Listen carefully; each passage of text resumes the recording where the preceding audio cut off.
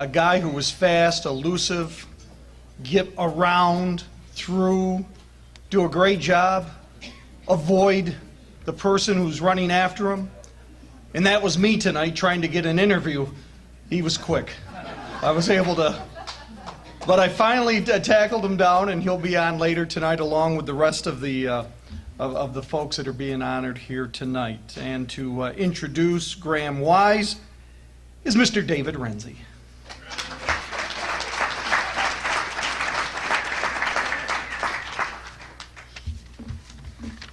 Brian, Mark, and Matt, you broke the 5-minute rule.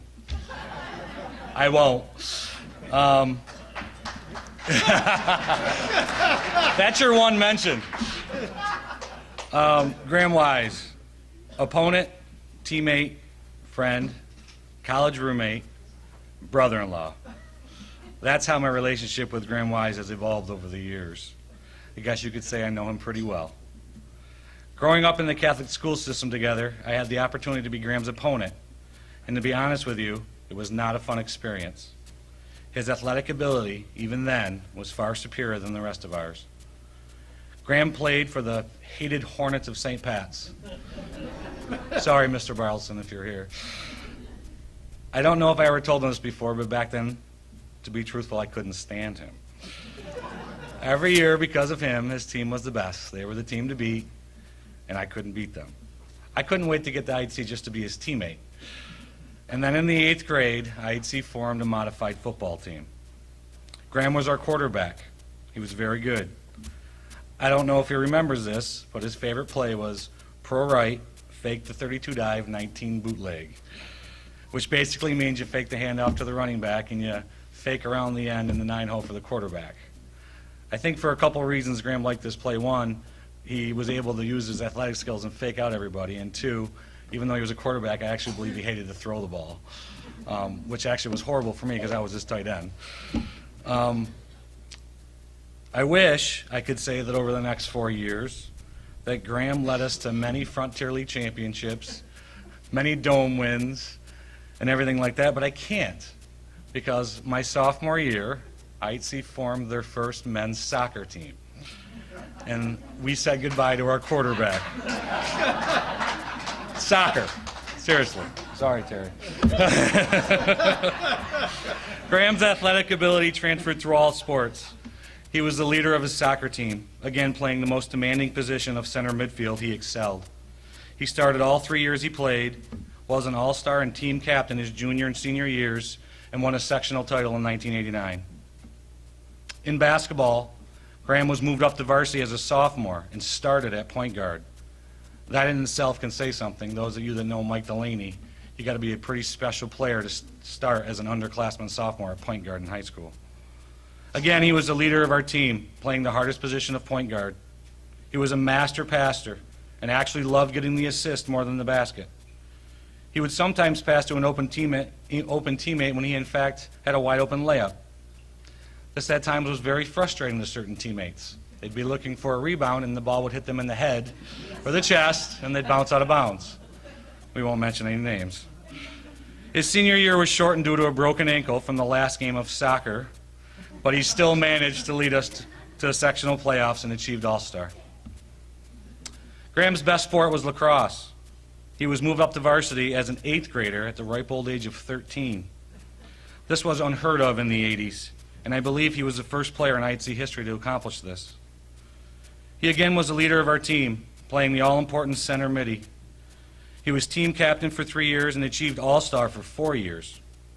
Like all the other sports, Graham was an extremely unselfish player, often looking for the assist rather than the goal. It was evident Graham's ability was unmatched, and it showed the most when we ran our clear 20 play. 20 was Graham's number.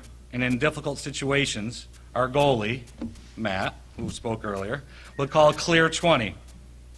Our entire team would move to one side of the field, and Graham would have the ball all by himself on the other side of the field.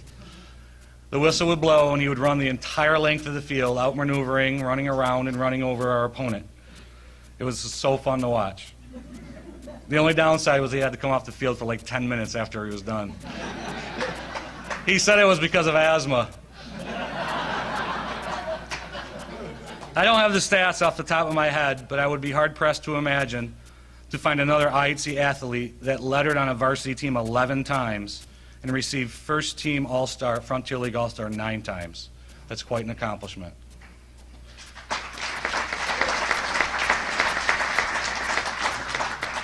On the field, Graham was our captain and our leader for all sports that he played, but it was off the field that he impressed me the most. Not only was Graham smart, a phenomenal student on the honor roll for all 4 years of high school, he was also one of the most well-liked kids in our school. He was a friend to everybody and was always the first to help someone when needed. Being his roommate in college, and now his brother-in-law, I have had the opportunity to know Graham outside of sports, and let me tell you, he has a heart of gold. Graham possesses the values our parents instilled in us and the ones IHC reinforced in us throughout our education. He is a wonderful husband to my sister and a wonderful father to my niece and my nephews. I guess Graham lives his life like he played sports. He is much happier giving the assist and helping others rather than scoring the goal himself. Ladies and gentlemen, my brother-in-law, and most importantly, my friend, Graham Wise.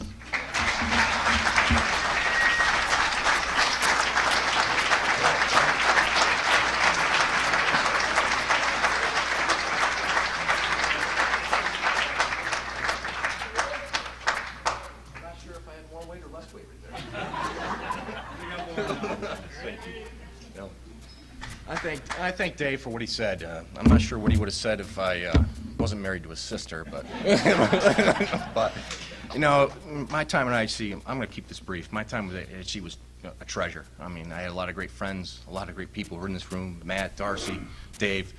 You know, those years as an athlete were, quite frankly, some of the best of my life. I had the pleasure and the honor. My father was my first guy who taught me how to be unselfish and what it meant to be a team player.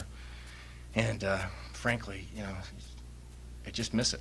A lot of ways, I miss it because I miss that camaraderie. I miss the people. I miss the atmosphere, and I just, you know, it sounds corny, but I miss the blue. I miss the Cavaliers. So I appreciate the thoughts, all the kind words everybody said to me tonight, and I'm dedicated to my mom.